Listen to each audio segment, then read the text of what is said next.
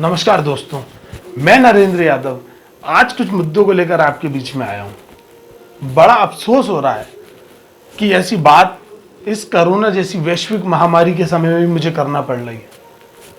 एक सोचने वाली बात है, भारत भी हमारा कोरोना से जूझ रहा है। लगातार यहाँ प्रकरण केस बढ़ते जा रहे हैं। हमें सोचना चाहिए दोस्तों कि ये समय भी क्या हमारे लिए नफरत करना जरूरी है।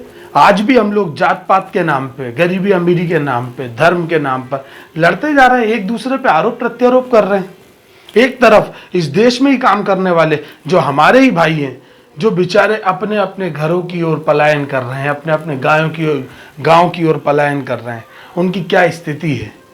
किसी के पाँव में छाले पड़ चुके हैं, कई लोग भूख के मारे मर चुके हैं, कोई अपने माँ बाप को लेके जा रहा है, कोई बैलगाड़ी बना के बैल की जगह जुत के जा रहा है। ऐसे समय में भी हम लोग एक दूसरे पर नफरत करने से बाज नहीं आ रहे हैं। हमें सोचना चाहिए यार, वो लोग कौन है, आप बताओ, वो कौन है वो लोग।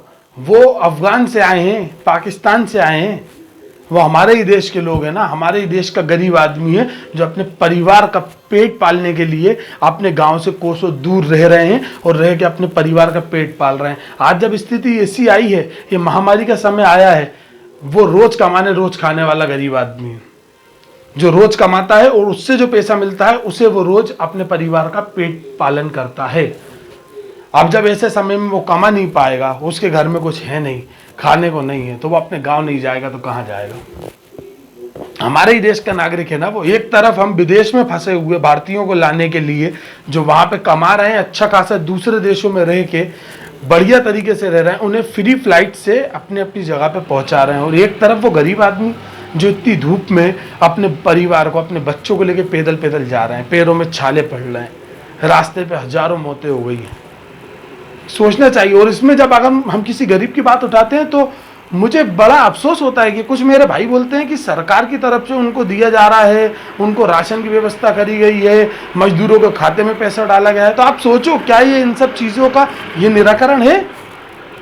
क्या इन सब चीज़ों का ये तोड़ है?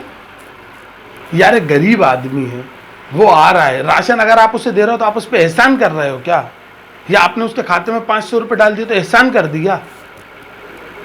मैं मानता हूं सरकार भी काम कर रही है, सरकार भी अपने लेवल पे जितना कर सकती है कर रही है। और हाँ, अगर कोई अच्छा काम करे तो उसकी तारीफ करने में चूकना नहीं चाहिए। मैं मानता हूं 20 लाख करोड़ का आर्थिक पैकेज जो नरेंद्र मोदी जी ने दिया है वो सराहनीय काम है। अगर कोई अच्छा काम है तो उसकी तारीफ भी करना चाहिए।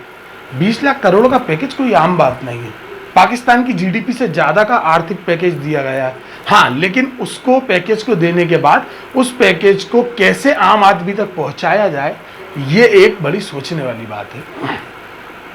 उन्होंने अलग अलग तरीके निकाले हैं। निर्मला सीतारमण जी ने जो भी तरीके बताए हैं, मतलब मैं अपनी तरफ से कहना चाहता हूँ कि उसके और भी अच्छे तरीके हो सकते थे।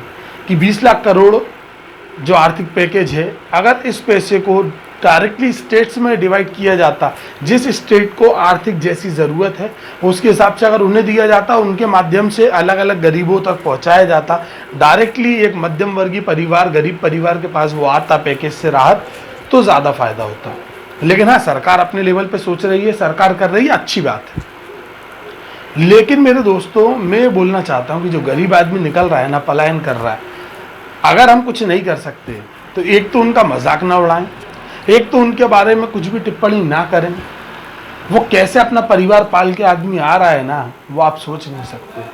वो कैसे अपने घर परिवार को पाल रहा है, कैसे आ रहा है, जान बचाने के लिए 1,000 किलोमीटर दूर से पैदल चल के आ रहे हैं वो लोग। अगर हम उनकी मदद कर सकते हैं तो मैं आप सभी से निवेदन करूंगा, जरूर उनकी मदद करें। ऐसे लोगों की मदद हमें करना चाहिए।